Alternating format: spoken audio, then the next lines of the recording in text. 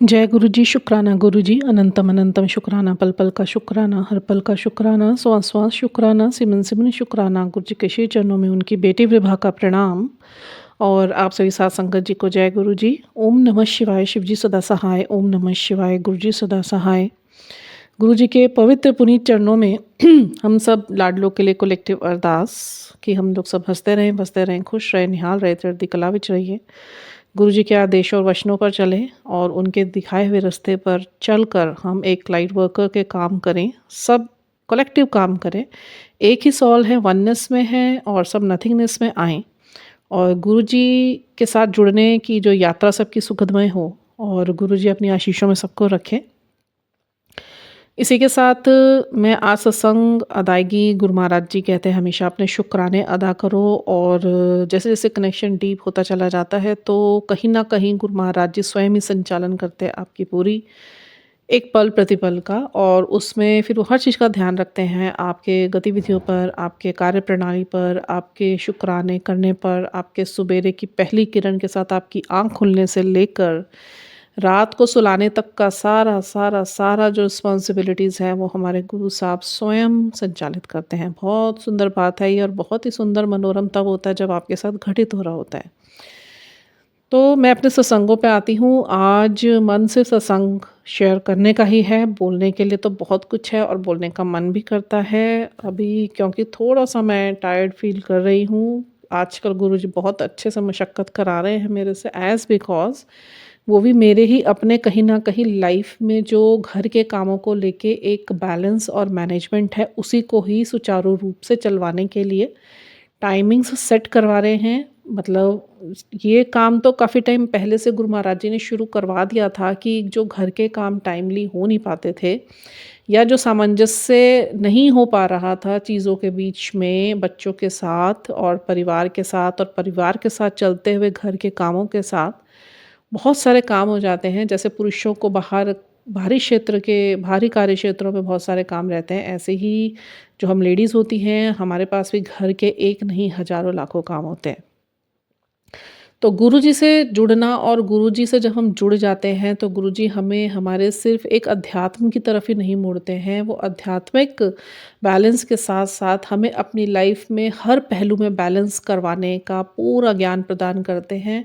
और यदि किसी कारणवश हमें नहीं समझ आ रहा होता है या हम किसी तरीके से भी उन चीज़ों को बैलेंस कर पाने में असमर्थता महसूस करते हैं, तो वो समर्थता भी गुरु महाराज जी हमें प्रदान करते हैं। फिर जब उन्हें लगता है कि हम अपने माइंड से उन चीज़ों को नहीं बैलेंस कर पा रहे हैं, definitely definitely 1000% I am dead sure, और ये मेरे सेल्फ एक्सपीरियंसेस हैं, फिर गुरु महाराज जी अपने हाथ में लेते हैं उस चीज़ों को। पहले गुरु महाराज जी देखते हैं कि हम लोग कितना उन चीज़ों को सुचारू रूप से कर पा रहे हैं, नहीं कर पा रहे हैं। क्योंकि मेरी लाइफ़ में जब ये चीज़ें होनी स्टार्ट हुई थी और गुरु महाराज जी से जुड़ने का जो एक दौर स्टार्ट हुआ, तो उसके बाद गुरु महाराज जी ने ऐसा कोई पहलू मेरी लाइफ़ का नहीं छोड़ा जहाँ पे उन्होंने मुझे मैनेज नहीं करा पाया या मुझे बैलेंस होना नहीं सिखाया या मुझे चीज़ों को किस तरीके से आप अरेंज करिए, आप अपना टाइम मैनेज करिए, आप अपना शेड्यूल मैनेज करिए। मुझे एबीसी से हटाकर गुरु महाराज जी डी पर लाए। ये वीडियो मैंने शेयर भी करा था। एबीसी मतलब कि never abuse, never accuse and never blame and never criticise, ठीक है? जो हम लोग सभी पहले से करते आए हैं अपनी अबौद्धता के कारण। परंतु जब हमें बौद्धिकता दे दी गई और ये हमें बता दिया गया कि क्या चीज़ करनी है और क्या चीज़ नहीं करनी है बड़े स्पष्ट तौर पे, कि सभी विकारों को हमें छोड़ना है, काम, क्रोध, लोभ, मोह, अहंकार, निंदा, झूठ और किसी तरीके की भी कॉन्स्पिरेसीज़ में हर चीज़ आ जाती है, तो कुछ भी हमने नहीं करना है इन विकारों को छोड़कर, क्योंकि ये अवगुण है, ये ईश्वरीय गुण नहीं है, ये असुरों के गुण हैं। तो ये असुरीय गुणों को छोड़कर हमें अपने इष्ट, जो हमारे महासदाशिव, हमारे महाराज, हमारे गुरु साहब हैं, इनके गुण क्या है? हर भय से मुक्त होना, हर अपमान से अपने आप को अलग कर लेना और किसी सम्मान की चाह ना रखना, दूसरों के साथ अच्छा व्यवहार करना, दूसरों का दिल ना दुखाना, कभी भी किसी के साथ गलत कार्य ना करना, जितनी मदद हो सके लोगों की मदद करिए, सच के रास्ते पे चलिए, किसी गॉसिप का हिस्सा मत बनिए, किसी निंदा का हिस्सा मत बनिए और एक दूसरे को उठाने का कार्य कीजिए, किसी की प्रगति से खुश होना सीखिए और यदि कोई कुछ काम करने में असमर्थ है तो उसको वो लाइट टॉर्च लाइट दिखाकर उसको भी उस रास्ते पे दोबारा से खींच के लाना है जहाँ से वो शायद भ्रमित हो या भटकने की राह पर हो। तो गुरु महाराज ने बहुत बहुत बहुत मेरे को मैं शुक्राने अदा करना चाहती हूँ। आज मैं सिर्फ शुक्राने अदा करूँगी। मैं गुरु महाराज जी के शुक्राने अदा करना चाहती हूँ कि मुझे अपने से जोड़कर और जो चीज़ें हमारे सामने पड़ी भी रहती थी ना संगत जी, हम लोग देख के भी उस काम को नहीं करते थे। मैं आपको कुछ एग्ज़ाम्पल्स देना चाहती हूँ और ये हम सब की ज़िंदगियों से कहीं न कहीं मेल खाते हैं। जैसे जब से ये हमारे सोशल प्लेटफ़ॉर्म्स आए, ठीक है? आज से पहले तक जो ऐसा मैं बहुत भाग्यशाली हूँ, मैंने ऐसा भी युग देखा, मैंने ऐसा भी समय देखा जो मैं बचपन से समय बोलूँ तो जहाँ जब 25 पैसे, 10 पैसे या ₹1 हम लोग बड़ी मुश्किल से हमें मिलते थे ₹1, 10 पैसे या 5 पैसे वाला समय भी देखा है और वो समय भी देखा है जब बाज़ार में 5 पैसे और 10 पैसे में ही आप खाने की बहुत सारी चीज़ें खरीद सकते थे। और उसके बाद माहौल आपका जहाँ आप रह रहे थे वो बड़ा सुखद और आनंदपूर्ण रहता था। ये जो टेक्नोलॉजी बहुत कम थी, टीवीज़ नहीं थे और ये मोबाइल्स नहीं थे, टेक्नोलॉजी नहीं थी, नेट नहीं था, आपके पास गैजेट्स नहीं थे तो हमारे पास क्या ग्राउंड्स थे, पेड़ों की छाँव थी, उनके नीचे बनी हुई पुलियाएँ थी, बच्चों के साथ खेलने के लिए बहुत सारे बच्चों का एक आपस में इकट्ठा होना, कुछ ना कुछ एक्टिविटीज़ में अपने आप को इन्वॉल्व रखना मुझे बहुत अच्छे से याद है। When I was in 8th और 7th और 8th क्लास तो सैटरडे संडे मूवीज़ आती थी, उसके अलावा किसी दिन मूवी नहीं आती थी, सिर्फ दूरदर्शन होता था, केबल नहीं होते थे। मतलब टेक्नोलॉजी के नाम पे कुछ भी नहीं था, 100 में से 1% था और वो 1% की तरफ भी किसी का भी ध्यान नहीं था, तो सब काम बड़े सुचारू रूप से होते थे। आप लोग भी इस चीज़ को जानते हैं, आराम से बैठ के इस चीज़ के बारे में सोचिएगा। उस टाइम पे लोगों का मंदिरों में जाना, उस टाइम पे लोगों का एक साथ बैठ के बातें करना, गॉसिपिंग किसी की बुराई करने में नहीं होती थी, गॉसिपिंग होती थी हँसने, हँसाने, खेलने, खाने, पीने में, ठीक है? पिकनिक पे जाने के लिए प्लान्स बनाने के लिए और अब किसके घर में बैठ के कौन-सी गोष्ठी लगेगी, मतलब मैंने खुद भी एक्सपीरियंस करा अपनी मदर के साथ कि हमारा गली के अंदर घर था और जो फ्रेंड्स थे और गली के जितने लोग थे बड़े मिलनसार थे। अब तो कोई किसी को देखना ही नहीं चाहता, इवन कोई अपने घर के आगे भी नहीं खड़ा होता। विश्वास ही ख़त्म हो गए। पहले एक डोर विश्वास की बंधी हुई थी जो ईश्वर से भी बंधी हुई थी और ईश्वर की ही सब लाइट्स थे तो सब से भी बंधी हुई थी। कोई भी त्योहार आता था तो आपस में बैठकर और उन त्योहारों को मैंने खुद सेलिब्रेट करा है और देखा है होते हुए और इस इतनी अच्छे तरीके से, इतने सुंदर तरीके से होते हुए देखा है कि सब हर कोई ना एक दूसरे के लिए होता था। मैं की भावना नहीं थी, हम की भावना में था पहले सब कुछ। मेरे को बहुत अच्छे से याद है हमारे घर में, हमारी गली में सबसे पहले कलर टीवी आया था और कुछ भी हमारे मन में लेश मात्र भी संशय या इतनी ईर्ष्या नहीं होती थी कि जब भी कभी ये सैटरडे और संडे मूवी आनी होती थी, बस मूवीज़ वही आती थी, तो जो भी आए हम बड़े खुश होते थे उसे देख के भी। और संडेज़ को फिर बाद में आते-आते चंद्रकांता वगैरह आना शुरू हुआ, डक टेल्स आता था, टेल स्पिन आता था, तो हम बड़ा संडे एन्जॉय करते थे। बट एन्जॉय करने के साथ-साथ मन में एक चीज़ रहती थी, अभी बस टीवी बंद करेंगे, 11-12 बजेंगे, बच्चे इकट्ठे होंगे दिन में सब औरतें खाली होके गली के आगे गेट में किसी के भी गेट के आगे 5-6 औरतें जाके बैठ जाती थी। बच्चे भी उनके आस-पास खेलते रहते थे, बड़ा एक बड़ा मनोरम सा दृश्य होता था। मैं बहुत भाग्यशाली हूँ कि ईश्वर ने मुझे वह दृश्य दिखाए हैं। फिर क्या होता था जैसे किसी को कोई प्रॉब्लम पड़ जाती थी तो लोग एक ऐसे अभी भी घर सटे हुए हैं, दीवारें सटी हुई हैं, साँझी दीवारें हैं बट आज के टाइम में अगर किसी को कोई प्रॉब्लम है ना तो आप किसी को बुला नहीं सकते, ना ही कोई आके लगना चाहता है। मतलब लोगों के ऊपर से ही विश्वास खत्म हो गए और वो विश्वास खत्म किसने करा? महाकलयुग के टेक्नोलॉजी नामक असुर ने, जिसने सबके माइंड इतने ब्लाइंड कर दिए, इतने फेंटेड कर दिए, जिसने सबको ऐसे जैसे ब्रेन हैमरेज हो जाता है ना, जो एक हमारा नॉर्मल ब्रेन होता है, जो हम लोग इन चीज़ों को देख के बड़े हुए हैं, वो चीज़ तो आज के बच्चे देख ही नहीं पाएँगे। अगर हम देना भी चाहेंगे, तो बाहर जाके वो आजकल परिस्थिति ही नहीं रह गई है या स्थिति ही नहीं रह गई है, समय ही नहीं रह गया है कि उस तरीके का माहौल फिर से वापस आ सकेगा। ठीक है?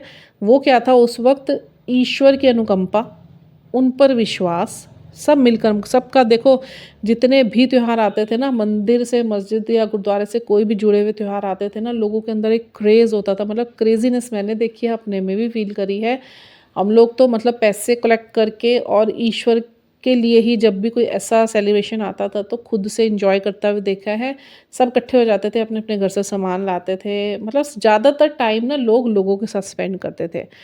और हमें ज़्यादा इन्फॉर्मेशन लेनी होती थी या हमें कुछ ऐसी सिंसियर इन्फॉर्मेशंस या हमें बातें सुननी होती थी जो बहुत अच्छी लगती थी, क्योंकि लोगों के साथ रहते थे ना, लोगों के विचार शुद्ध थे, तो बड़े बुजुर्गों के साथ बैठना बहुत अच्छा लगता था। घर में मेहमान आते थे तो एक जैसे सेलिब्रेशन वाला माहौल हो जाता था कि हमारे घर में कोई आया है, बिकॉज़ अब तो देखिए मिठाई, चॉकलेट्स, कुछ भी चीज़ें ऐसे बच्चे खा लेते खड़े-खड़े, कुछ क्रेज़ ही ख़त्म हो गया चीज़ों का। और पहले तो जब आपको भी पता है घर में लिमिटेड सामान आते थे, खाना ज़्यादा रहता था, ये ईटेबल्स कम रहते थे, चाहे चाउमीन, मोमोज़ बाद में आए हैं, चॉकलेट्स, चिप्स वग़ैरह तो रेयर आते थे जब घर में मेहमान आते थे। तो वो समय आज मैं याद करती हूँ तो कंपैरेटिवली मुझे ऐसा लगता है कि वो समय बहुत ही अच्छा और बहुत ही सुंदर समय था, कि अगर वो वैसा समय रहता तो बहुत अच्छा रहता। उस टाइम पे सब कुछ बैलेंस था। ऐसे ही लाइफ में बैलेंस होना बहुत ज़रूरी है। फिर टेक्नोलॉजी आई, टेक्नोलॉजी ने तो सबका ऐसा सत्यानाश करा ना। एक्चुअली कोई भी चीज़ बुरी नहीं होती, बदलाव बहुत अच्छा होता है, बट उस बदलाव को आप अपने जीवन में कैसे लेते हैं डिपेंड करता है उस चीज़ के ऊपर। मैं किसी पे इंडिविजुअल ब्लेम नहीं कर रही, हम खुद भी इन चीज़ों से लिप्त होकर अब गुरुजी ने बाहर निकाला है, मैं बहुत-बहुत शुक्राने करती हूँ। देखिए, फ़ोन्स नीड है आज के टाइम में, मैं नहीं ये कहती कि फ़ोन्स हमारी रिक्वायरमेंट नहीं है, बट अगर फ़ोन्स को संकुचित करके सिर्फ़ अपने यूज़ और अपने नॉलेज के लिए या किसी काम के लिए उठाया जाए तो that is very good, because बहुत वाइड इन्फॉर्मेशन इसी के अंदर से हमें प्राप्त होती है।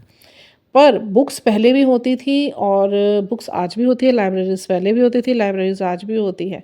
आजकल लोगों को क्या है, सब ईज़ीनेस में आ गए, जैसे पहले कपड़े हाथ से धुलते थे, अब मशीनों में धुल रहे हैं, ऑटोमैटिक भी आ गई हैं। डिश वॉशर्स आ गए हैं, फ़ोन्स आ गए हैं, टीवीज़ आ गए हैं, बच्चों के खेलने के लिए गैजेट्स आ गए हैं। अलग-अलग किस्म की इतनी टेक्नोलॉजी आ गई कि कब लोग इन चीज़ों में लिप्त होकर संकुचित हो गए, उनकी माइंडसेट संकुचित हो गई, और जो डेवलपमेंट उनकी चल रही थी, जो अच्छा-सा विकास हो रहा था ना हमारे टाइम का, वो विकास होते-होते रुक के विकास के नाम पे सबका हैरेसमेंट हो गया। समझ रहे हैं आप? ये एक बहुत बड़ा कारण लगता है मुझे, आज की जो ये जनरेशन सब चल रही है ना, और लोग लोगों से जुदा होकर बैठे हुए हैं, कोई किसी को देख के खुश नहीं है। मुझे ये बहुत बड़ा रीज़न लगता है इसके पीछे, कि अगर वही मूल्यों के साथ अगर हम आगे बढ़ते चले जाते ना, कोई ज़रूरी नहीं था इतना टेक्नोलॉजी को आगे हाई होने का।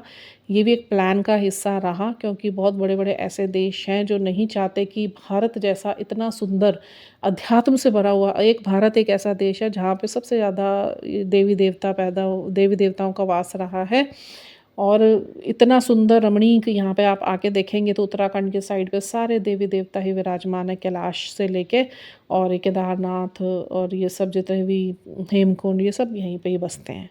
ठीक है? ईश्वर ने तो अपना पूरा प्रभुत्व हमारी इस महान हिंदुस्तान की धरती पे रखा, बट यहाँ के लोग उल्टा हो गया, जो पाश्चात्य सभ्यता के लोग हैं वो ट्रेडिशनल हो रहे हैं, जो हम इंडियन ट्रेडिशनल थे वो पाश्चात्य सभ्यता में इतने लिप्त होते चले जा रहे हैं कि नगनता पे आ गए हैं। बड़ा मन खंडित होता है बाहर की लड़कियों को देखकर, जो बाहर से पढ़ने आई हैं या लोकल्स भी होती हैं, ऐसे कपड़ों में आ गई हैं कि कहीं से भी ऐसे नहीं लगता कपड़े पहने हुए हैं। They always looks like very कि रनिंग और वॉकिंग न्यूड, मतलब 3/4 न्यूडिटी में होती हैं। And they feel their self कि we are looking very royal, है ना? But they are not. अपने संस्कार भूले बैठे हैं, शराबों की दुकानों पे लड़कियां मिल रही हैं, ऐसी-ऐसी जगहों पे मिल रही है जहाँ पे उनको नहीं होना चाहिए। माँ-बाप पढ़ने के लिए भेजते हुए यहाँ आके अपनी संगति, कहते हैं ना संगति, जैसी संगत वैसी रंगत। चंदन का वृक्ष कोई बनना नहीं चाहता। सब जो आस-पास के साँप लिपट गए ना, उनके ज़हर में ज़हरीले होना सबको बहुत आसान लगा और बहुत ही खुशमय लग रहा है। इन्हीं चीज़ों के चलते ये सब चीज़ें क्या हुई, डिसबैलेंस हो गई। एकदम लोगों के हाथ में ऐसी चीज़ें आ गई ना कि वो सँभल नहीं पाए और ना सँभाल पाए उन चीज़ों को। तो अभी भी समय है, सँभाला जा सकता है। अब तो गुरुजी ने तभी तो नीचे आके, गुरुजी तो कहते थे मैं इतनी कठिन यात्रा पे नीचे आया हूँ, कम से कम मेरे बनाए हुए आदेशों और नियमों को आप मानोगे तो आप अभी भी इन कर्मों से बच के आप एक बहुत सुंदर जीवन अध्यात्म को बैलेंस करके जी सकते हैं। अब मेरी लाइफ में यही हुआ, देखिए कहते कहते कहते फिर भी इतना कुछ अंदर गुरुजी भाव डाल देते हैं, क्योंकि मैं गुरुजी के आगे बैठ के बोलती हूँ ना, मैं आँख बंद करके बोलती हूँ मुझे नहीं पता गुरुजी फिर क्या क्या बुलवा देते हैं। ये जो मैंने आपको अभी इससे पहले की बात करी ना, जो आज से पहले के समय की बात करी, कहीं दूर दूर तक मेरे हृदय में या माइंड में नहीं थी ये बात, बट जब बोलने लगती हूँ ना तो अंदर से गुरुजी ऐसे लगता है कि कुछ समझाना चाहते हैं हम सबको, मेरे को भी। I am taking myself as well. तो मतलब मेरे जीवन में जब गुरुजी, मेरे भी जीवन ऐसे बड़ा अस्त व्यस्त हो गया था। शादी से पहले मैं बहुत अच्छी लाइफ जीती थी, बड़ी मैनेज लाइफ जीती थी और बड़ी बैलेंस लाइफ जीती थी, जिसमें सब कुछ था। मैंने ये वीडियो शेयर करा था, और वो शुक्राने भी गुरु महाराज जी के, कई जन्मों से वो हमारे साथ में हैं और हमें कहीं गिरने नहीं दिया उन्हें।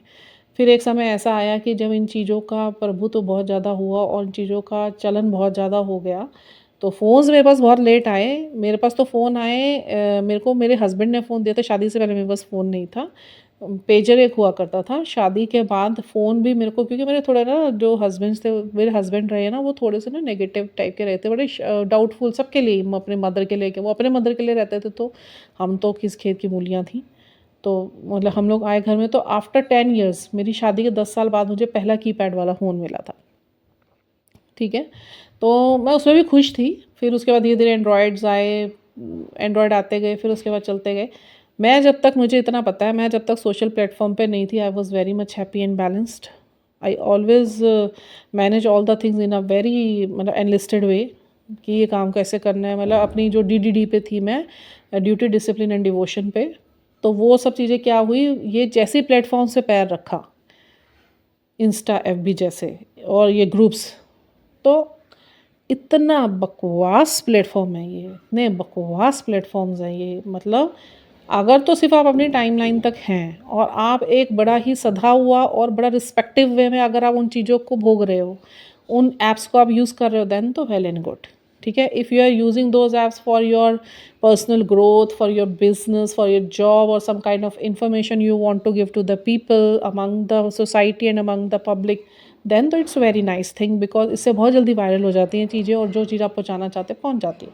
बट इसके विपरीत ग्रुप्स ज्वाइन कर लेना, हाँ हाँ ही करना, फ्रेंड्स में मतलब के बना लेना, क्वालिटी ख़त्म करके क्वांटिटी पे आ जाना, और हर किसी के साथ आप बात कर रहे हैं, फिर उसके बाद क्या होता है, वो चीज़ें आपको विकारों में लेके जा रही हैं, फिर विकार स्टार्ट होते हैं, इसको मज़े आने लग जाना, फिर फ्रेंड्स के फ्रेंड्स बनना, चैट ग्रुप्स बनना, ये क्या हो जाती हैं चीज़ें, ये आपके जो माइंड को है ना बिल्कुल नेगेटिव कर देती हैं। उस टाइम तो बड़ा पॉजिटिव लगता है कि we always feel like very happy joyful, कि we have some friends, we are not going out, और हमें जाना भी नहीं पड़ रहा है, we are enjoying our self in side our home, we are sitting on the sofa and all the world in our one hand. ठीक है, inside the mobile, whole world we can see inside our mobile. But उसके बाद आप लोग खुद ही analyse करना इस चीज़ को बैठ के, तब आपको समझ आएगा। आप इस चीज़ को ठीक करने की कोशिश करना, भी समय नहीं बिगड़ा है, आज से अच्छा कोई समय नहीं होता है, और कल किसी का कभी आता नहीं है। तो आज इसी मोमेंट से ये मुहिम चलाइए कि मुझे मोबाइल को कोशिश करना है कि मैं उसका राजा बनूं, मोबाइल मेरा राजा ना बने। कि ये जो बात मैं कह रही हूँ अपने आप में बहुत बड़ी बात है, कि चीज़ों को आप ऐसे चलाइए कि आपके कंट्रोल में रहें, चीज़ों को ऐसे मत चलने दिए कि आप उनके कंट्रोल में आ जाएं। समझ रहे? मैंने एक चीज़ कहीं पढ़ी थी ये, कि मोबाइल को हमेशा राजा की तरह चलाना चाहिए। जैसे एक राजा होता है ना, वो कोई इन कामों में ही नहीं पड़ा, तो उसको पता है मैंने बहुत सारी चीज़ें और देखनी है जिसको मुझे मैनेज करना है, अगर मैं नहीं देखूंगा या देखूंगी तो क्या है, मेरा राज्य बिखर जाएगा। तो इसी तरीके से हमारी लाइफ हमारा राज्य है, हमारे बच्चे, हस्बैंड, माता पिता से हमारी प्रजा हैं, और अगर हम उन्हें देख रहे हैं तो we are emperor and empress, तो एम्परर एंड एम्प्रेस। तो हमारा ये कर्तव्य बनता है कि हम इन चीज़ों से ध्यान हटाकर और हम अपनी प्रजा पर और अपने शासन पर को मैनेज करने पर ध्यान लगाएं। ठीक है, मतलब कहने का है कि मिसलीड नहीं होना है, इसका मिसयूज़ नहीं करना है, इसके यूज़ तक में रखेंगे तो then you are emperor and empress of over your mobile and some gadget. But अगर आप उसको मौका दे रहे हैं चीज़ को अपने ऊपर हावी होने का, तो there are lots of things which can mislead you in your life and you can spoil your own life with your own hands. ये मेरा भी एक्सपीरियंस है। ठीक है, तो मैं भी ऐसे क्या हुआ, जब मैंने इन प्लेटफॉर्म पे पैर रखा ना, तो क्या था, मेरा लाइफ उस टाइम पे बड़ा डिसबैलेंस चल रहा था वैसे भी, कि चीज़ें तो मैनेज थी, घर के टाइम चीज़ें मैनेज थी, बट मेरे हस्बैंड कुछ के ऊपर प्रोजेक्शंस थे ब्लैक। तो एक जो चार्म होता है ना, एक जो वो that time was my cherishable time, but उस टाइम पे थोड़ा ऐसा कुछ रहा कि बड़ा उलट-पुलट सी लाइफ़ रही शादी के बाद। तो मैंने तब भी बड़ी कोशिश करी, गुरु महाराज जी की समर्थता तब भी थी कि मैं मैनेज कर पाऊँ, बट वो चीज़ें क्योंकि बहुत ज़्यादा डीप लेवल पे मैजिक ब्लैक मैजिक के अंडर में थी, तो चाह कर भी मैं उतना चीज़ें नहीं ठीक कर पाई जितना मैं उन चीज़ों को लेके रूबरू होके बड़ी ही ज़्यादा वर्स्ट फेज़ से निकले, राइट? तो उसके बाद क्या हुआ, मेरी सिस्टर ने बोला कि you should join this platform. मैंने कहा देख मुझे कुछ नहीं पता इस चीज़ के बारे में और मुझे तो चलाना भी नहीं आ रहा। जब उन्होंने मुझको मैंने कुछ नहीं बनाया, मेरी सिस्टर ने मुझे आईडी-वाईडी बना के दी थी। अब वहाँ कदम रखते ही क्या हुआ, देखा कि मैं दुनिया से कटा हुआ था। मेरे हस्बैंड ने मेरे बहुत रिस्ट्रिक्शंस लगाए हुए थे, ये नहीं खाना, वो नहीं खाना, ये नहीं पहनना, वो नहीं पहनना, यहाँ नहीं जाना, वहाँ नहीं जाना। मतलब मेरे को कंप्लीटली रिवर्स कर दिया था मेरी जो मैं लाइफ शादी से पहले फ्री बर्ड होके आई थी। बट ठीक है, मैं संभल नहीं पाई उस टाइम पे और मेरे को लगा कि भई जो मेरे हस्बैंड कह रहे हैं मेरे को उसको फॉलो करना चाहिए। मैं कभी प्रोटेस्ट नहीं कर पाई, मैंने कभी अपनी वॉइस रेज़ नहीं करी कि you are doing wrong with me. तब शायद ये चीज़ें संभल भी जाती। फिर उसके बाद मैंने अपनी सिस्टर के कहने से ये प्लेटफ़ॉर्म जॉइन करे और आफ्टर सम टाइम बस वही हो गया, माया का विकार सर पे कि घर के अंदर बैठ के दुनिया मिल गई है। काम कर रहे हैं, पहले तो काम करते थे, काम करते-करते चलो जब समय मिला देखा ये हुआ, वो हुआ, इससे बात हो गई, उससे बात हो गई, नंबर एक्सचेंज हो रही है अपनी फ्रेंड्स के साथ और कुछ लोकल्स हो गई, उनके साथ मिलके फिर हम लोग चलो भी मिल भी रहे हैं, घर में भी आ रहे हैं, पार्टीज़ वगैरह, पार्टी मतलब small party like cold drink and snacks वगैरह समटाइम्स वी आर हैविंग, ठीक है। अब उसके बाद शुरू हुआ फिर उल्टा खेल कि धीरे-धीरे इतना एडिक्शन स्टार्ट हो गया, कहीं संभल नहीं पाए और काम करके मिसमैनेज्ड हो गए और इन चीज़ों के साथ हमारा ध्यान ज़्यादा लग गया, ठीक है? और इतना लग गया कि कहीं भी संभल नहीं पाए और कइयों को देखा मैंने, एक नहीं, mostly people are doing all this which is very wrong क्योंकि यहाँ पे दिखावा बहुत है। इतने नार्सिसिस्ट बैठे हैं, इतना दिखावा है लोगों में एंड अब तो इतना सच मुझे पता है यहाँ का काला कि the people who are putting their stories or photographs with their family, they are going outside and they're putting their pics of from मतलब of their family where they have gone and they are enjoying. तो उसके बाद क्या हो रहा है, अंदर क्या है, वो लोग सिर्फ फेक हैं, all are fakesters, मतलब they are not happy from inside, their families are not happy with each other, but they are putting the pics, they are showing their self that we are very royal and we are going outside and we are putting the pics, we are the very happy family, but they are not. 9 out of 10 families are not happy as because सबके हाथ में phones है। एक घर में अगर 5 member है तो 5 phones are there, ठीक है? And if we people are sitting in one room and 5 people are there from family, they all are engaged with their phones. Nobody is talking with each other, nobody is asking what happened, what did you do on what did you do whole day, not even we are interacting each other, all are busy with their phones. तो this is the wrong thing, ठीक है। बच्चों में संस्कार जो डालने हैं, बच्चों में संस्कार डालने हैं अध्यात्म को बैलेंस करवा के। अभी से ही मंत्र जाप डालिए, आप उन्हें गुरुजी के आदर्शों से जोड़िए, उनके नियमों से जोड़िए। कुछ मुश्किल काम करना नहीं है, मंत्र जाप है, गुरुजी ने तो बोला कुछ नहीं करना, सिर्फ मंत्र जाप कर लो आप।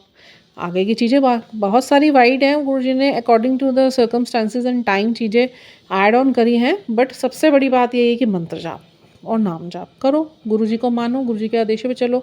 कुछ दिक्कत होती है गुरुजी से बात करो, स्वयं को जानो, स्वयं को इन चीज़ों से फ्री करो, आत्मज्ञान प्राप्त करो। फिर मेरी लाइफ में भी जब इतनी चीज़ें मिसमैनेज हो गई ना, और मतलब एक टाइम तो ऐसा गया था, I was happy with my phone and I am scrolling and scrolling whole day. बहुत अच्छे भाई वीडियोज़ आ रहे हैं और वो शॉर्ट फिल्म्स आ रही हैं, सब कुछ आ रही हैं, we can see anything on phone. तो मुझे लगा यार, तो it's a very kind of mode कि we can spare our whole day very easily and with happiness. वो हैप्पीनेस थी नहीं, ठीक है। हमने ज़िंदगी बना लिया था इसको, ये ज़िंदगी का हिस्सा नहीं माना। हमने अपने फ़ोन्स को या किसी भी गैजेट्स को हमने ज़िंदगी बना लिया। वहीं से शुरुआत सबकी नीचे गिरने की शुरू हो चुकी थी। सबके साथ हुआ यही, इतने एडिक्टेड हो गए और ये एक प्लान का हिस्सा था हम सबको इन चीज़ों में ही फंसा के रखने का, ताकि जो हमारे अंदर जो एक ब्रह्मांड है उसमें हम झांक के देख ही ना पाए, ताकि ये जो अध्यात्म के रास्ते हैं ना, इतने बड़े बड़े रहस्य हैं इसमें, इतने बड़े बड़े रहस्य हैं जो पहले सामने थे जब आध्यात्मिक माहौल था, बाद में इन चीज़ों के चलते ही सब चीज़ें उनकी आंखें बंद कर दी गई, क्योंकि कहीं ना कहीं ऐसी एंटिटीज़ बैठी हुई हैं, चाहे आप उन्हें एलियंस बोल लीजिए, चाहे आप उन्हें डार्क एंटिटीज़ बोल लीजिए, चाहे आप इन्हें इल्यूमिनाती कह लीजिए, मतलब कुछ भी है, ये लोग नहीं चाहते कि हम लोग इन चीज़ों से पार होके ब्रह्मांड के 12 आयामों को जान सकें। 7 हमारे चक्र होते हैं दिखाने के, वैसे 12 चक्र होते हैं। ऐसे ही 1D 2D 3D 5D, हम लोग 3D में रह रहे हैं ना, हम मृत्यु लोक में रह रहे हैं, दिस इज़ 3D। तो 3D से ऊपर फिर 4D भी है, 5D 6D 7D ऐसे करके 12D तक के आयाम हैं। और जो मेडिटेशन से जुड़ेगा, जो ध्यान लगाता होगा, जो अध्यात्म बैलेंस करेगा अपनी लाइफ में ना, धीरे धीरे धीरे धीरे धीरे हर आयाम के अनुभव उसको होंगे और वो शिव शक्ति से एकाकार उसका हो जाएगा, उसकी सारी एनर्जीज अलाइन हो जाएगी। बट वो होने नहीं दिया जा रहा, क्यों? क्योंकि इन विकारों से ऊपर किसी को उठने ही नहीं दिया गया और इतना लिप्त कर दिया गया कि हर कोई सच्चाई से ही वंचित रह गया। ठीक है, मेरी लाइफ में जब ये सब कुछ हुआ उसके बाद गुरुजी आए, क्योंकि उसकी वजह से ही मैं वैसी इंसान थी नहीं, उसके बिल्कुल ऑपोजिट थी। और उसी के चलते ही जो मेरी इंसानियत मर गई अंदर, बच्चे पैदा हुए इतनी मुश्किल से हुए, वो भी अपने कर्मों के फल सामने आए। और ब्लैक मैजिक का भी बहुत बड़ा रोल रहा मेरी लाइफ में। तो उस करके भी जब बच्चे नहीं हो रहे थे, फिर बच्चों के होने में प्रॉब्लम्स हुई, घर के अंदर की परिस्थितियाँ ठीक नहीं हो रही थी, फाइनेंशियल कंडीशंस अप डाउन्स बहुत ज़्यादा चल रही थी, मेंटल इंस्टेबिलिटी थी, फाइट्स बहुत रहती थी, बेमतलब के झगड़े हो जाते थे, कभी सास ससुर के साथ हो रहे, कभी हस्बैंड के साथ हो रहे, कभी हस्बैंड मेरे घर से आए हुए लोगों की बेइज्जतियाँ कर, मतलब कुछ भी नॉर्मल नहीं चल रहा था। उसके बाद जब ये सहारा मिल गया, इसी को ज़िंदगी मान लिया, बट इसकी वजह से तो और जो बद से बदतर हालत में आ गए। ठीक है, फिर गुरु महाराज जी ने मुझे अपने दर्शन दिए। और इतनी वर्स्ट लाइफ थी उस टाइम पे मेरी, इतनी वर्स्ट लाइफ थी कि ना किसी की क्या वर्स्ट लाइफ हो सकती है, जितनी वर्स्ट लाइफ थी। सब कुछ ऐसे उथल पुथल था ना, जैसे भूचाल आ रखा हो लाइफ में, और वो एक तूफान चलता रहता ना, साइक्लोन, उसमें सारी चीज़ें घूमती है बस घूमती आ रही हैं, वो आपको कहीं पे भी शांति नहीं है। शांति ख़त्म हो गई थी बिल्कुल, सुकून ख़त्म हो गया था बिल्कुल, पैसा नहीं है, इज़्ज़त नहीं है, जब बना बनाई इज़्ज़त भी चली गई, तो ऐसे सब कुछ मतलब ऐसे डिस्ट्रॉय हुआ, इतना डिस्ट्रॉय हुआ। उसके बाद फिर गुरु महाराज जी आए, क्योंकि हमारे अंदर के भाव ऐसे नहीं थे कि हमसे करवाया गया, और हम लोग कुछ अपनी बेवकूफ़ी से भी चीज़ों में हम लिप्त हो गए। तो माइंड किसे कहते हैं? इंसान को भेजा गया नीचे फिजिकल फॉर्म में, तो इसके अंदर एक दिमाग डाल के भी भेजा गया, तो वो और विल पावर हमारी फ्री छोड़ी हुई थी। आप अपने कर्म अपने विल पावर से बनाएंगे, वो ईश्वर ने अपने हाथ में नहीं रखे।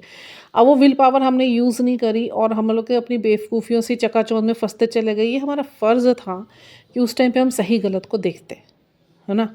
किसी ने भी नहीं देखा, हमने भी नहीं देखा, तो वो हम सही गलत नहीं देख पाए। वो सही गलत क्या था? अगर अध्यात्म हमारा जुड़ा होता, बैलेंस होता, वो सही गलत हमें अपने आप ही ईश्वर सारे डिसीजंस लेते हैं। कहते हैं ना, जब जो ध्यान लगाता है ना जो ईश्वर के साथ, और उनके जीवन में गुरु होते हैं, इष्ट होते हैं, उनके साथ वो ध्यान लगाता है, तो ईश्वर स्वयं उनके फैसलों में विराजमान होते हैं, फिर कोई फैसला गलत नहीं होता। और अगर आप सिर्फ भौतिकता में पड़े हुए हैं, अध्यात्म आपका ज़ीरो कर दिया गया, आपको भौतिकता की बहुत सारी ऐसे आनंदित चीज़ें तो दिखाएगी, प्रलोभन दिखाएंगे, तो आपको लगा ये एरिया तो बहुत अच्छा है, यहाँ बड़ा आनंद है। चाहे हमारा जीवन इतना माइजरी में गुजर रहा हो, चाहे हम लोगों के आगे पीछे पड़े हुए हों, हम अपने सेल्फ को भूल के बैठ गए थे, लोगों से हम अपने एक्सपेक्टेशंस रखनी शुरू कर दी थी, और समाज में बस पैसा, रुतबा, ज़मीन जायदाद, इन तक हमें सीमित कर दिया गया, और अध्यात्म बिल्कुल ज़ीरो करके खड़ा कर दिया गया। तो वो लिप्त हो गए मिनी प्रलोभनों में, और जो हमारी एक्चुअल ग्रोथ तो कहाँ थी? हमारे अध्यात्म में। मेरा सेल्फ एक्सपीरियंस है कि जब गुरु महाराज जी ने मुझे अपने साथ जोड़ा, मेरी एक एक चीज़ गुरु जी ने मैनेज कराई, जो जो खराब हो रखी थी। समय लगा, कर्म कटवाए गुरु महाराज जी ने, पहले कर्म कटवाए, फिर उसके बाद मेरे लाइफ ब्लेस करी।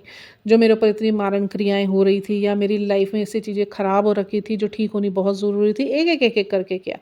उसके बाद गुरुजी ने मुझे हेल्थ बख्शनी स्टार्ट करी। मेरे अंदर इतने प्रोजेक्शन से हेल्थ ख़राब थी, कुछ ये टेक्नोलॉजी को भी ओवर यूज़ करने की वजह से भी एडिक्शंस बन गए थे बहुत ज़्यादा।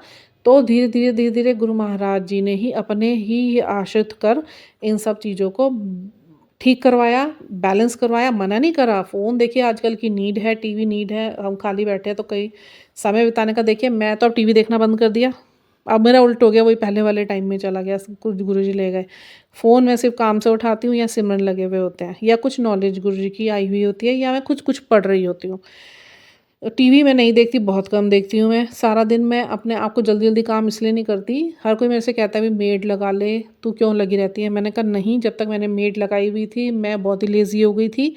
मेड काम करके चल जाती थी, उसके बावजूद भी साइड के डस्टिंग्स और सब मैनेज करना रह ही जाता था, क्योंकि वो मन ही नहीं करता था। लगता था फ़ोन हाथ में आ जाए, टीवी लगा रहे, बस हम लोग बस एक से बात कर, दूसरे से बात कर, एक फ्रेंड को फ़ोन मिला दिया, कभी किसी का आ गया। सारा दिन ऐसे ही वेस्ट होता था, जिसकी वजह से माइंड मेंटल स्टेबिलिटी भी नहीं रही, डिप्रेशंस हो गए, क्योंकि कोई भी रिलेशन आपकी लाइफ में परमानेंट है नहीं। अगर आप किसी चीज़ को आज बना रहे हैं या किसी रिलेशन को आज बना रहे हैं, तो ये मानकर चलिए कि कल को उसका अपना एक मानसिकता बदलेगी, उस इंसान ने आपकी लाइफ में परमानेंटली रहना ही नहीं। और जो परमानेंट आपकी लाइफ में होंगे भी ना, they will not stay the same as earlier you met with that person. ठीक है? और आपके आसपास के सर्कमस्टांसेस सेम नहीं रहेंगे। दो each and everything in your life is temporary, not permanent, nothing is permanent. तो फिर इन चीज़ों से लगाव रखना क्यों है? और लगाव रख के भी देख लिया, जीवन में लोगों के साथ लगाव रख के भी देख लिया, जीवन में इन चीज़ों के साथ भी लगाव रख के देख लिया, टेक्नोलॉजी के साथ भी रह के देख लिया। क्या हुआ? बद से बदतर हालत में हम काल के गर्त में ही गिरे, जिसकी वजह से ये परिस्थितियाँ पैदा हो गई कि हम ना घर के रह गए, ना घाट के रह गए। एंग्जाइटीज़, डर, डार्क साइड्स और sadness, depression, instability, fights, arguments, ठीक है, कॉन्स्पिरेसीज़, झूठ बोलना सीख गए। इतनी चीज़ें ख़राब हो गई, इतनी चीज़ें ख़राब हो गई कि वो एक सच छुपाने के चक्कर में 10 झूठ बोलो। ठीक है? तो फिर गुरु महाराज जी ने मेरी लाइफ में एक-एक चीज़ की मैं बात कर रही हूँ ना, आप ये समझ लीजिए कि एक-एक चीज़ में हर चीज़ आती है। चाहे आपकी लाइफ है, चाहे हेल्थ है, चाहे वेल्थ है, चाहे मेंटली है, चाहे फिज़िकली है। एक-एक चीज़ मेरे गुरु साहब ने ठीक कराई है और अब भी करवा रहे हैं। मैंने जो ना सिखा दिया मुझे, मैं काम घर के आज की डेट में खुद करती हूँ। चाहे मैं सारा दिन, मेरे को मेरी सिस्टर ने बोला तू मेड लगा ले, नहीं तो तू सवेरे जल्दी निपटा लेगा। मैं कहा मुझे एक बात का जवाब दे, मैं योगा नहीं कर पा रही हूँ, मैं वॉक नहीं कर पा रही हूँ, मेरे हेल्थ इश्यूज़ इतने रहे हैं कि मुझे वॉक करनी बहुत ज़रूरी है। और मुझे डॉक्टर ने भी बोली थी ये बात कि आपको वॉक करना ही करना पड़ेगा, एक घंटा सवेरे, 1 घंटा शाम को, जो मैं नहीं कर पा रही हूँ। मुझे नहीं पता किस कारणवश। को शुरू करती हूँ, गुरुजी शुरू करवाते हैं, फिर किसी न किसी वजह से रह जाती है। योगा मैंने स्टार्ट करी थी, फिर किसी न किसी वजह से, क्योंकि लोगों की नज़र टोक लग जाती है ना, "अरे! ओए तू तो योगा कर रही है, अच्छा तू तो वॉक पे जाती है।" उस टाइम पे जब आपका शरीर ठीक होने लग जाता है ना, लोग ही नहीं बख्शते आपको। फिर मैंने गुरु साहब को बोला मैं नहीं कर पा रही, देखिए। फिर गुरु साहब ने मतलब बार-बार गुरु महाराज जी ने मुझे हिम्मत दी, बार-बार, एक बार नहीं, बार-बार हिम्मत दी, "तू फिर से कर, rise again, rise again, rise again." ये गुरु महाराज जी के मैसेज ना मुझे बाहर निकलती थी ना, तो लोगों की टी-शर्ट्स पे यही टी-शर्ट्स दिखती थी मुझे। जब मेरे को लगता था एक लेवल मैं फिर नहीं पार कर पाई अपनी मैनेजमेंट का, तो फिर गुरुजी, फिर मैं मन में ठान लेती थी नहीं अब करना ही करना है। वो जो मैं ठान लेती थी ना, और मैं ठानती नहीं थी, वो गुरु महाराज जी कहीं न कहीं मुझे कहीं न कहीं स्टेबिलिटी पे लाते थे और फिर कहते थे, फिर एक मेरे सामने मैसेज किसी भी फॉर्म में आता था, राइज़ अगेन, फिर से उड़, तुझे उड़ना है, मैं हारने नहीं दूँगा। ये गुरुजी के मैसेज आते थे, मुझे अभी भी आते हैं, मतलब दोबारा कोशिश कर, अब तू नहीं हारेगी, दोबारा कोशिश कर, मैं तुझे हारने नहीं दूँगा, मैं उस हर हद तक जाऊँगा जहाँ पे मैं तेरी जीत संभव करूँगा। ये गुरु महाराज जी के मैसेज मुझे आते हैं। और तब आते हैं जब ये चीज़ें चल ही रही होती हैं, उसी टाइम पे, मतलब कोई एक ऐसा मैसेज गुरु महाराज जी का अगेंस्ट एनर्जीज़ के नहीं आया आज तक। हाँ, कुछ सिखाने और सबक के लिए ज़रूर गुरु महाराज जी ज़रूर रेगुलेट करते हैं, आपके सामने नेगेटिव मैसेजेस डाल देंगे कि देखते हैं वो आपको इतनी मेंटल क्लियरिटी जो दी है, जो इतना माइंडफुलनेस हम लोगों को दिया है, हम उसका प्रयोग कर रहे हैं या नहीं कर रहे हैं। उसमें भी बेचारे बीच में ना कहीं न कहीं ये डालते हैं, किसी ऐसे मैसेज में मत फँसना, किसी अहम में मत फँसना, किसी वहम में मत फँसना। ये चीज़ हमें सोचनी है, ये हमें डिकोड करनी है इनके साथ रह के। ये हैं, ये सब कुछ करवाते हैं। जब ये मत सोचिए कि ये फ़िज़िकल फ़ॉर्म में थे तभी लोगों का कल्याण करा है। गुरुजी ने तो हमेशा बोला है, नई पुरानी संगत कोई नहीं होती है।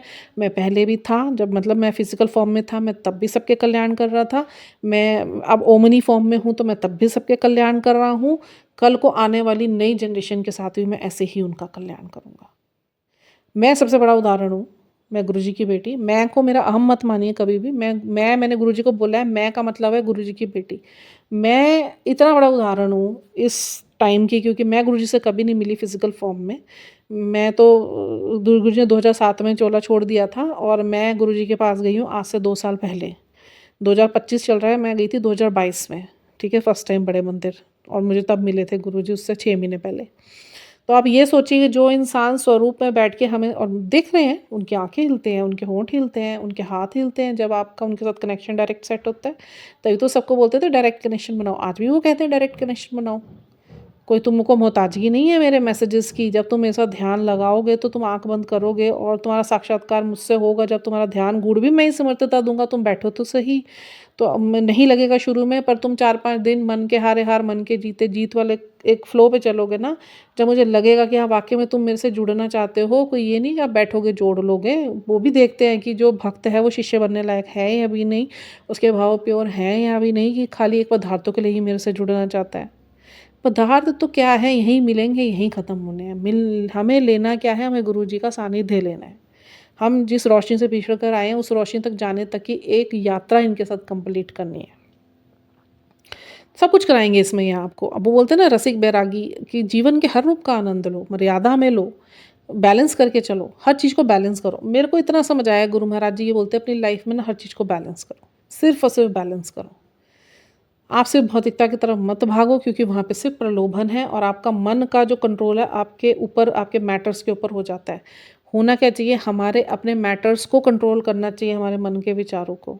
मन के विचार क्या है, आसुरीय होते हैं, ठीक है? आसुर होते हैं ना, जैसे राक्षस आपने देखे होंगे टीवी में, बड़े गंदे शक्ल वाले, वो आसुरी, ये असुर हैं जो हमारे भौतिकता है। अध्यात्म क्या है, देवताओं की शक्तियों से भरा हुआ एक पुंज निराकार, एकंकार, वननेस की energy, which is highly filled with high power energies and high vibrational frequencies। जो मैं रोज़ इस चीज़ को रूबरू होती हूँ, मुझे पता है फ्रीक्वेंसीज क्या होती हैं, मुझे पता है वाइब्रेशंस क्या होती है, मुझे पता है कॉन्शियसनेस क्या होती है, मुझे पता है अलाइनमेंट क्या होती है, मुझे पता है हायर सेल्फ क्या है, मुझे पता है डिवाइंस क्या है। पहले नहीं पता था ना, आज पता है। तो किसके सामर्थ्य से पता है, हमारे गुरु महाराज जी की इच्छा से पता है, हमारे गुरु महाराज जी की रहमत से पता है, उनकी बख्शिशों से पता है। सामने ये चीज़ें पहले क्यों नहीं आती थी? चलो ठीक है, I am opening my phone and I am getting the most precious information about the universe. Universe is unfolding lots of mysteries in front of me in the form of videos and these quotes and universal kundalini quotes, की क्या होता है, कैसे होता है, क्यों यहाँ आए हैं, पर्पस क्या होता है, लाइफ पर्पस ढूंढते कैसे हैं, मेडिटेशंस क्या होती है, मेडिटेशंस के लेवल्स क्या होते हैं, अवेकनिंग क्या होती है, अवेकनिंग के मेरे को आज से पहले तक ये नहीं पता था कि सोल अवेकनिंग भी होती है। मुझे यही नहीं पता था ब्रह्मांड में इतनी सारी चीज़ें एक साथ काम करती हैं। मुझे यही नहीं पता था यूनिवर्सल टीम भी होती है। मुझे यही नहीं पता था हायर सेल्स होते हैं। मुझे यही नहीं पता था उन शिव शक्ति ऊर्जा के साथ अलाइनमेंट होना हम लोगों के लिए इसलिए नीचे भेजा गया है। तो ये सब चीज़ें किसने सिखाई मुझे? गुरु महाराज जी ने। और कैसे हुई? ध्यान में आकर। और ये सबके साथ होंगी। ठीक है, आपकी लाइफ भी मैनेज करवाएँगे बहुत अच्छे तरीके से। आपको खुद कुछ नहीं करना पड़ेगा, आपको सिर्फ़ इतना करना पड़ेगा कि आपको उन चीज़ों को सिर्फ़ फ़ॉलो करना है ब्लाइंडली। बट उसमें भी माइंडफुलनेस रखनी है, कि जब वो एक माइंडफुलनेस दी जाती है, आप घबराओ मत कि आपको माइंडफुलनेस कहाँ से आएगी। माइंडफुलनेस वो ईश्वर ही देते हैं ध्यान में। जब आप ध्यान में बैठते हैं ना, आप एक सैक्रेड नॉलेज प्राप्त करते हैं और आप ये जो स्पिरिचुअल प्रैक्टिसेस करने पे आते हैं ना, प्रैक्टिस तो करनी पड़ती है, देखो एक दिन का काम नहीं है। स्पिरिचुअल प्रैक्टिसेस पे जब आप आते हैं ना, तो क्या होता है, धीरे धीरे ना आपको ना चीज़ों को करना आ जाता है। क्यों करना आ जाता है? वो ईश्वर स्वयं आपको किसी न किसी रूप में, किसी न किसी मेथड से, वे में आप तक ज़रूर पहुँचता है। उस चीज़ को लेके पहुँचाई जाती है, वो चीज़ आप तक ज़रूर पहुँचाई जाती है। आज से पहले तक मैं आपको बताऊँ कि ये जो चीज़ें मेरे सामने नहीं आती थी, सिंक्रोनिसिटीज़ मेरे सामने नहीं आती थी। यूनिवर्स बातें करता है। Universe is ready to talk with each and every of his light, but कोई इस चीज़ को समझेगा तभी। कॉल सबको जाती है, कौन उसको एक्सेप्ट कर रहा है, कौन उस पर चल रहा है, कौन उस पर विश्वास कर रहा है। बात सारी आ जाती है भरोसे की। आपको अपने पे भी भरोसा करना पड़ेगा, आपके साथ हो रही सभी घटनाओं पे भी भरोसा करना पड़ेगा, आपको गुरु महाराज जी पे भी भरोसा करना है, गुरु महाराज की इतनी स्प्रेड करी हुई बख्शीशों पे भी भरोसा करना है। आपकी लाइफ में गुरु महाराज जी की वजह से ही कितने चमत्कार हो रखे हैं, और ये सबको पता है। उनकी उनकी ही आशीर्वादों से हमारे जीवन चेंज हो रहे हैं। जो अपने चोला फॉर्म में नहीं भी है, उसके बावजूद भी वो सबका कल्याण कर रहे हैं और हो रहे हैं। इतने यूट्यूब में सत्संग भरे भरे पड़े हुए हैं, एफबी पे भरे भरे पड़े हुए हैं, इंस्टा भरे भरे पड़े हैं। अरे तो सबकी लाइफ बदल रही है, तो भरोसा कैसे नहीं होता? मुझे समझ नहीं आता हमको भरोसा कैसे नहीं होता अपने गुरु पे। हमारा गुरु तो सर्व कला संपन्न समर्थ गुरु है, जिन्होंने हमारे 10 और इतने सुंदर गुरुदेव, गुरु नानक देव जी, गुरु तेग बहादुर जी, गुरु गोविंद सिंह जी, गुरु हरजन सिंह महाराज जी और गुरु तेग बहादुर सिंह जी, मतलब हमारे 10 गुरु इतने प्यारे, 11वें गुरु हमारे गुरु ग्रंथ साहिब जी। ठीक है, सुखमणियों से गुरुजी ने जोड़ा, नित्यनेम साहिब से गुरुजी ने जोड़ा, नाम जाप से गुरुजी ने जोड़ा, ठीक है, विनम्रता गुरु से गुरुजी ने जोड़ा, सहनशीलता से गुरुजी ने जोड़ा, शुक्राने करने गुरुजी ने सिखाए, हमारे जीवन को चेंज गुरुजी ने करा, कोई प्रवचन नहीं करा, सीधा डायरेक्टली हमारे प्रैक्टिकल कर करके सबकी लाइफ में कोई ना कोई सत्संग जरूर बनता चला जाता है। जल प्रसाद से लोग ठीक हो रहे हैं, शहद प्रसाद से लोग ठीक हो रहे हैं, लंगर प्रसाद से लोग ठीक हो रहे हैं, बड़े मंदिर में लाखों की संख्या में भीड़ जा रही है। अरे तो भरोसा है तभी तो जा रही है। बट वो सब चीज़ें आपकी लाइफ में घटित हो रही है और आपकी लाइफ मैनेज हो रही है, आप गिर टूट चुके हो, आपको जोड़ा ईश्वर ने है, गुरु साहब नहीं आपको जोड़ा हुआ है, गुरु साहब नहीं आपको संभाला हुआ है, गुरु साहब ही आपके आंसू पहुँच रहे हैं, गुरु साहब स्वरूपों से बात कर रहे हैं, गुरु साहब ही आपको प्रोटेक्शन दे रहे हैं, सपोर्ट कर रहे हैं, गाइडेंस दे रहे हैं, तो भरोसा कैसे नहीं है अपने गुरु पे। मैं बहुत हैरान होती हूँ कि हमें अपने गुरु पे भरोसा क्यों नहीं होता। आप निडर रहिए, आप बिल्कुल वचनबद्ध रहिए, मेरा गुरु मेरे साथ है, मेरी हर चीज़ बैलेंस करवाएगा वो, मुझे आँख बंद करके मेरे गुरु महाराज जी के सभी वाक्यों को मानना है। आज एक इतना बड़ा सत्संग हुआ, मेरा स्किन बहुत सेंसिटिव है।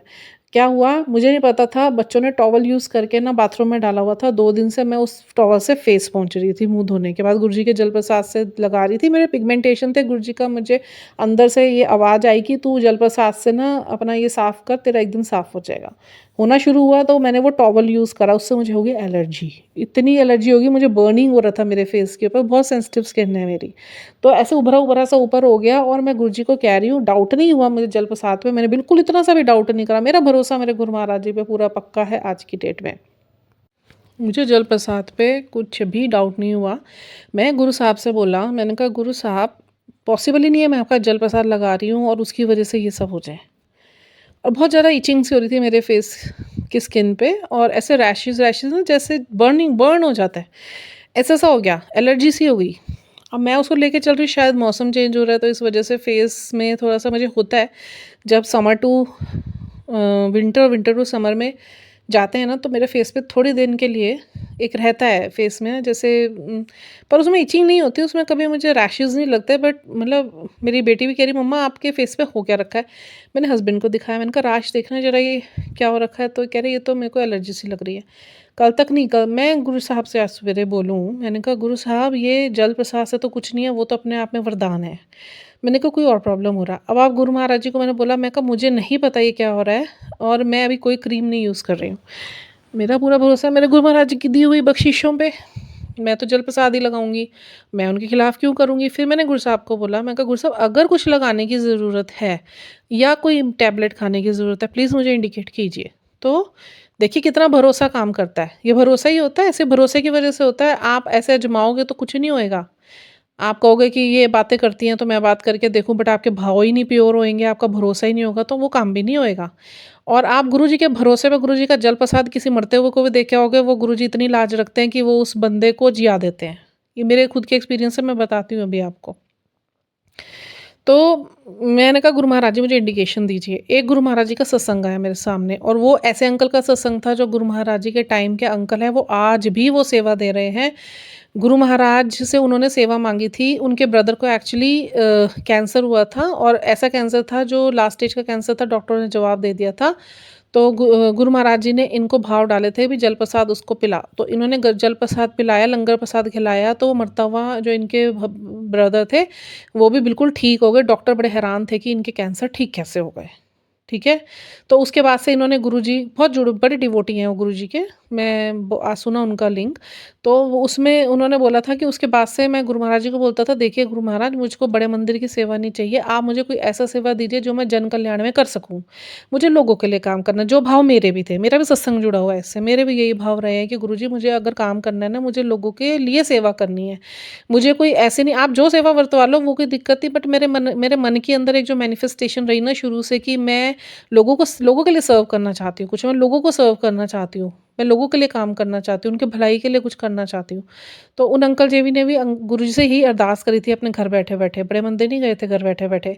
तो गुरु एक दिन बैठे हुए थे तो कह रहे गुरु साहब का मेरे के अंदर आया, एकदम आवाज़ आई गुरु साहब की कि फलाने-फलाने हॉस्पिटल में 2 बॉटलें अभी लेके जा, रात के बजे थे, कह रहे वो 11 साढ़े 11 बजे का टाइम था।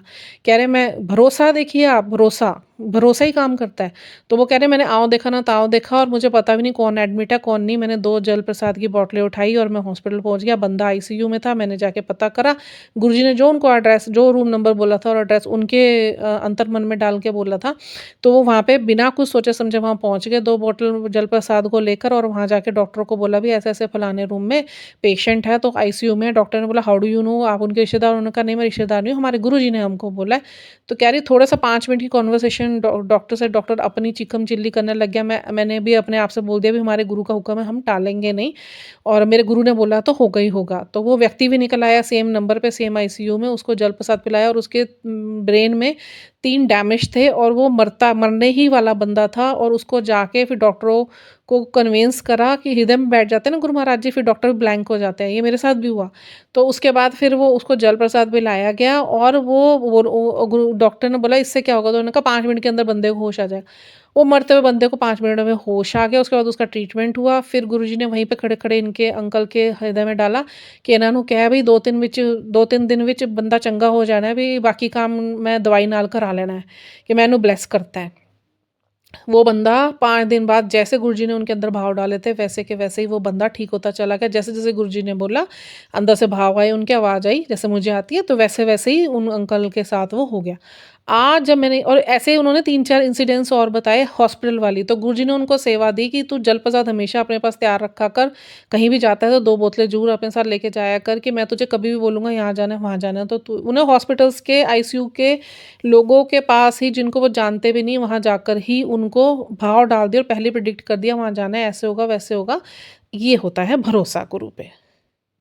ठीक है? जो गुरु पे अंधा भरोसा करते हैं ना, गुरु सेवा किसी भी रूप में ले सकते हैं। मेरे से भी गुरुजी ने ऐसे ही सेवाएँ ले रखी है। जैसे पहले तो मेरा लाइफ़ मैनेज करा गुरु महाराज जी ने, मुझे लाइफ़ ब्लेस करी, हेल्थ ब्लेस करी। वेल्थ के लिए गुरु महाराज जी के मैसेज आ रखे हैं, वो जब पूरे कंप्लीट होने ही होने हैं, नो डाउट, मुझे कोई डाउट नहीं है, पूरा भरोसा है मेरे गुरु महाराज जी पे। पेट भर रहे हैं वो, आनंद में रखा हुआ है, इतना सुंदर फ्लैट बख्शा है मुझे, मैं तो उसी के शुक्राने करते नहीं थकती।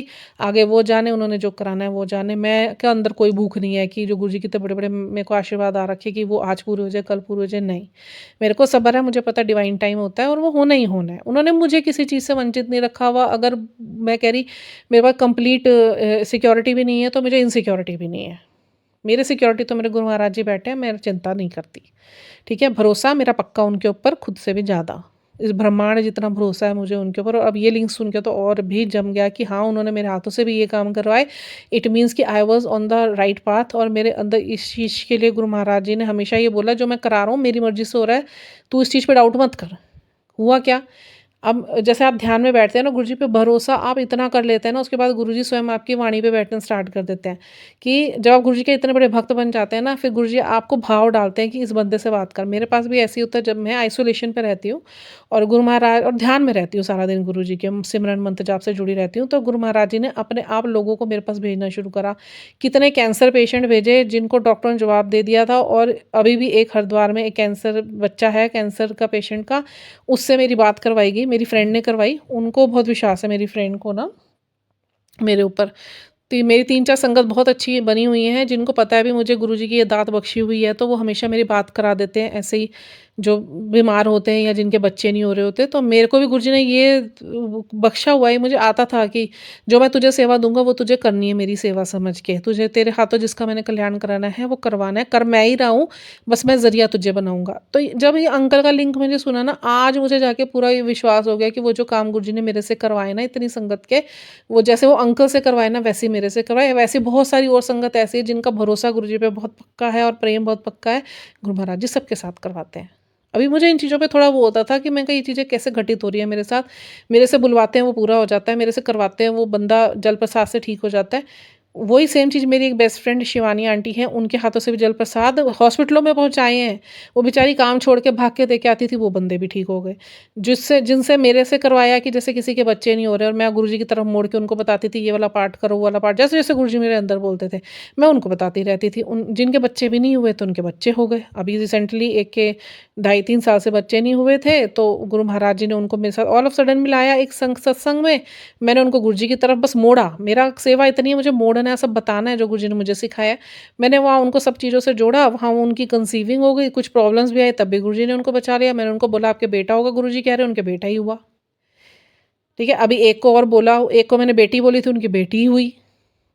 मतलब उनके कितने-कितने सालों से बच्चे नहीं हो रहे थे। तो ये गुरु महाराज जी ने कल्याण करने के उनके तरीके, हम कुछ नहीं कर रहे, ना मैं कुछ कर रही, ना वो अंकल कर रहे, ना शिवानी आंटी कर रही, ना कोई और संगत कर रही होगी। हम सबको सिर्फ़ ज़रिया बनाया गया है, क्योंकि गुरु महाराज जी तो ओमनी रूप में है ना, तो वो जो प्योर करते जाएँगे ना आत्माएँ, उनसे ये कल्याण वो सबके लिए करवाएँगे। ठीक है। अभी ये सत्संग शेयर करने से पहले भी मैं गुरु महाराज जी से यही बोल रही थी, मैं कहा गुरु महाराज जी मुझे नहीं पता, जो मेरे से आपने करवाया मुझे ये शेयर करना चाहिए, नहीं करना चाहिए, क्योंकि मैं नहीं चाहती मेरे मुँह से ऐसा लगे कि मैं वडियाई कर रही हूँ। पर अब ये अंकल का आपने आदमी को सत्संग सुनवाया ना, उसके हिसाब से तो मुझे लग रहा है मुझे बताना चाहिए, क्योंकि वो अंकल ने भी ये बार-बार बोला मैंने कुछ नहीं करा, इतने बड़े-बड़े चमत्कार उनके हाथों से करवाए, इतने बड़े-बड़े चमत्कार, बहुत अंकल ब्लेस हैं वो। और मैं तो खुद को भी बड़ा ब्लेस समझती हूँ कि जो यही चीज़ें मेरे साथ हुई घटित, तो गुरुजी ने स्टैंप लगाई कि तू गलत कुछ नहीं कर रही है, तेरे से मैं ही करवा रहा हूँ। करवा गुरुजी रहे हैं, हमारी औकात नहीं है, हम तो खुद को नहीं सँभाल सकते, तो हम ये सब चीज़ें क्या करेंगे। तो गुरु महाराज जी ने मेरे हाथों से ऐसे ही जैसे जल प्रसाद दिलवा दिया, तो वो जल प्रसाद पीते ही उनके अंदर की प्रॉब्लम्स ठीक हो रही हैं। मैं जैसे गुरुजी ने बोला है भई आप मंत्र जाप से जुड़ो, नाम जाप कैसे करना है, ध्यान लगाओ, अमृत वेला सँभाल सकते हो सँभालो, कौन-सा पाठ करना है, तो वो सब मैंने उनको उन चीज़ों से ही जोड़ा। बस मैंने तो कुछ नहीं करा कि गुरुजी आपको कह रहे हैं ये कर लो, गुरुजी मुझे फिर सवेरे मैं बात करती थी, गुरुजी मुझे शाम में भाव डालते थे, अब ये बता दे, फिर मैं जाके ये बताती थी, बस वो फ़ॉलो करते गए ब्लाइंडली, और आज की डेट में उन सबके बच्चे हैं। 3-4 केस तो ये हुए। और उसके बाद फिर कोई बीमार था, अभी हरिद्वार में एक बच्चा है, उसको कैंसर है, वो बीमार हो रखा है, तो मेरी फ्रेंड ने उनसे बात करवाई मेरी, मैंने देखते ही बोल दिया, मैंने कहा ठीक हो जाएगा ये बिल्कुल, जबकि उसकी रिपोर्ट्स इतनी वर्स्ट थी। फिर मैंने उनकी मदर को समझाया आप ऐसे करिए, वैसे करिए। अभी कल मेरी बात हुई तो वो कह रहे गुरुजी की कृपा से मेरा बेटा बहुत ठीक हो गया और अब ठीक होता चला जाएगा। तो ये गुरुजी के कल्याण करने के ना तरीके हैं। हमें तो पता नहीं ना, हम गुरुजी के फिज़िकल टाइम के तो थे नहीं। अब इन चीज़ों पे विश्वास करना, और वो भी मैं इंडिविजुअल रह रही हूँ, मुझे बताने वाला कोई नहीं है, कोई ऐसी संगत लाइकवाइज़ एनर्जी की है नहीं जो कहे हाँ भई ये होता है और तू सही रास्ते पे है, तो लोग तो डाउट ही डालने वाले हैं। बल्कि संगत ने ही मेरे खिलाफ इतनी बात करी कि ये तो पता नहीं अलग ही इसका ट्रेंड चल रहा है, ये जब से आई है संगत में ये अलग ही बातें करती है, अद्भुत ही बातें करती है कि गुरुजी ऐसे बोलते हैं, गुरुजी वैसे बोलते हैं। भाई जब गुरुजी मुझे बोल रहे हो और उस बंदे का हो रहा है वो हीलिंग, उस बंदे के बच्चे हो रहे हैं, उस बंदे के कैंसर ठीक हो रहे हैं, और गुरुजी के ही जल प्रसाद और तिलक प्रसाद और ये और बताई हुई दातों से हो रहे, तो फिर तो तुम्हें यकीन करना चाहिए। तो तुम तो और भटका रहे हो मुझे, तभी गुरुजी ने मुझे आइसोलेट कर दिया था। वही जब समय आया था ना, जब मैंने लोगों को बताना शुरू करा था, तो संगत में ना कुछ लोगों ने शायद जेलसी करी, कुछ लोगों को समझ नहीं आया, क्योंकि कहाँ तक सीमित थे वो गुरुजी से मिलने तक सीमित थे, गुरुजी में नहीं मिले थे। अब वो गुरुजी ने इतना बड़ा हाथ मेरे सर के ऊपर रखा कि गुरुजी में मुझे मिलवाने के लिए जो मेरा इनर वर्क करवाया, तो वो जो एक भरोसा गुरुजी ने जमवाया अपने ऊपर, और वो भरोसा जब पक्का हो गया, तो मैं अब कहीं भी जाती हूँ, मैं गुरुजी के भरोसे पे ही तो बोलती हूँ ना। मैं कोई बाबा तांत्रिक थोड़ी ना हूँ, मैं तो गुरुजी के भरोसे पे बोलती हूँ कि मुझे पता है अगर मैं किसी को जल प्रसाद दे रही हूँ, मैं कहती हूँ ठीक हो गए तुम। तो मैंने कहा तुम्हारे को कुछ है ही नहीं। कल भी एक संगत का फ़ोन आया, दीदी मेरे को तो बड़े दिन से ना साँस नहीं आ रही है, मुझे ऐसे हो रहा है, वैसे हो रहा है, होपलेस हो रखी थी। मैंने उसको सब कुछ बताया, मैंने कहा देख पहली बात तो रोना बंद कर, मैंने कहा कुछ नहीं हो रखा तुझे, तेरे कहीं तुझे नहीं जाना, पहले भी डॉक्टर पे गई थी, पहले भी मैंने इसे मना करा था मत जा डॉक्टर पे, तुझे कुछ भी नहीं है। मेरे अंदर से गुरुजी ये बोल रहे थे इसको बोल कुछ भी नहीं है तुझे, मैंने बोला तुझे कुछ भी नहीं है, कोई साँस की प्रॉब्लम नहीं है।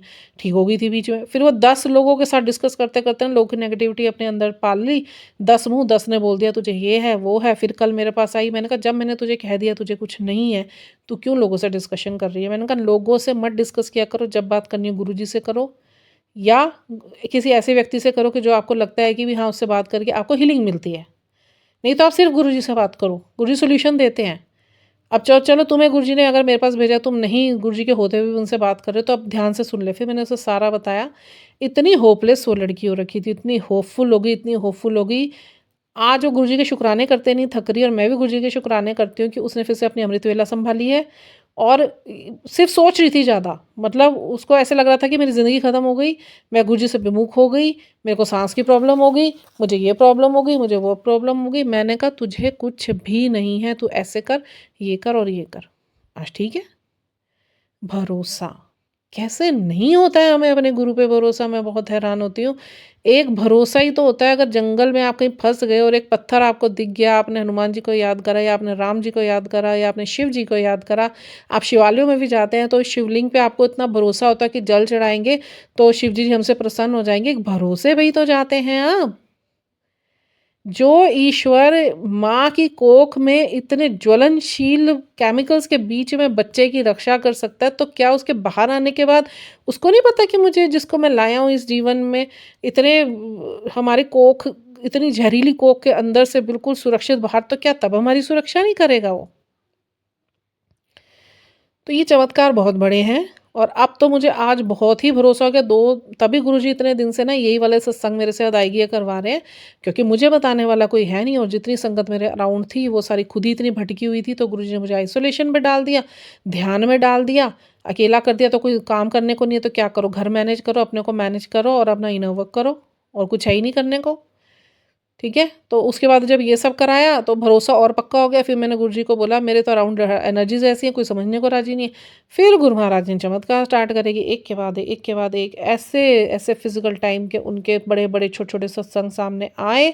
मेरे को तो ऐसे नॉलेज मिल गई जैसे मैं उनके फिज़िकल टाइम पे बैठी हुई हूँ, रही हूँ और मुझे उनके बारे में सब कुछ पता है। मुझे बड़े मंदिर के अंदर का पता है, बाहर का पता है, उनके रूम्स क्यों बने हुए हैं, उनकी कुटिया क्यों बनी हुई है, उस कुटिया में क्या-क्या सत्संग होते थे, किस-किस मेंबर के साथ क्या-क्या सत्संग हुए, गुरुजी ने कब क्या बोला, कैसे बोला, क्यों बोला, सब गुरुजी ने मुझे दिखाया, मुझे सब कुछ पता है आज की डेट में।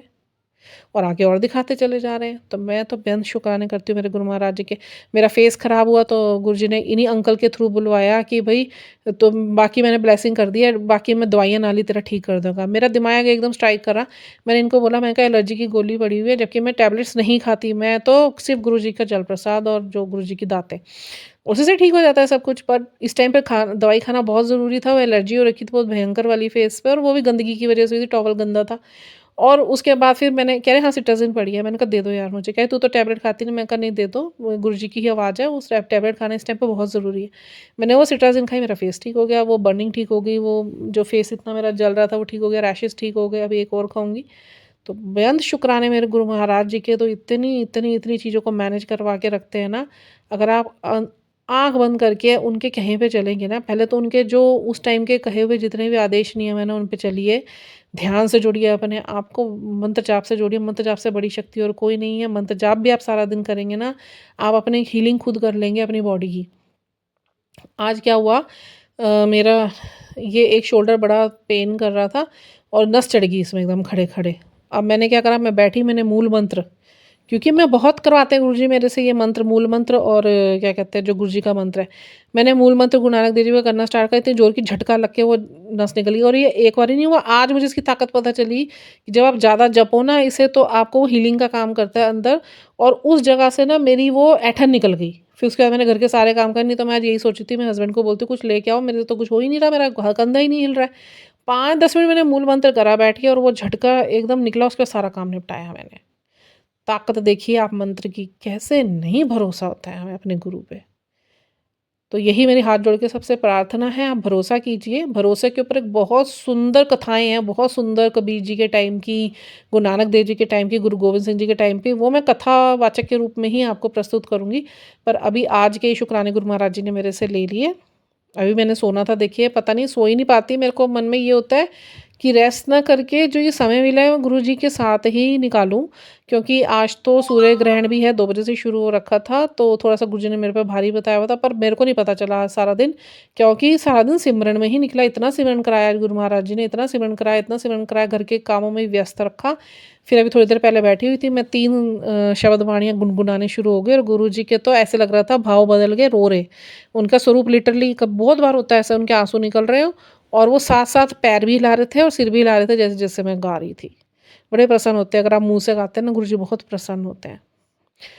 तो बस मैं आशा करती हूँ कि ये शब्द मेरे समझ आएँगे आपको और मेरी सत्संग अदायगी भी होगी, और अंकल के तो सत्संग सुन के मेरे रोंगटे खड़े हो गए आज, कि इतनी सुंदर-सुंदर संगत आज भी है जिनके हाथों से गुरुजी कल्याण करवा रहे हैं और मैं बहुत सौभाग्यशाली हूँ जो गुरुजी ने भी मुझे भी इन कामों के लिए चुना कि मेरे हाथ से इतने बड़े-बड़े काम करवा रहे हैं। अब मुझे बोलने में ये कोई डर नहीं है या मेरे को ये कोई ऐसे डाउट नहीं आ रहा या मेरे को कोई संकोच नहीं हो रहा कि गुरुजी ने वाक़ई में ही बहुत लोगों को चुना हुआ है, बहुत तरीकों से ब्लेस करने के लिए और उनके हाथों से कल्याण करवाने के लिए।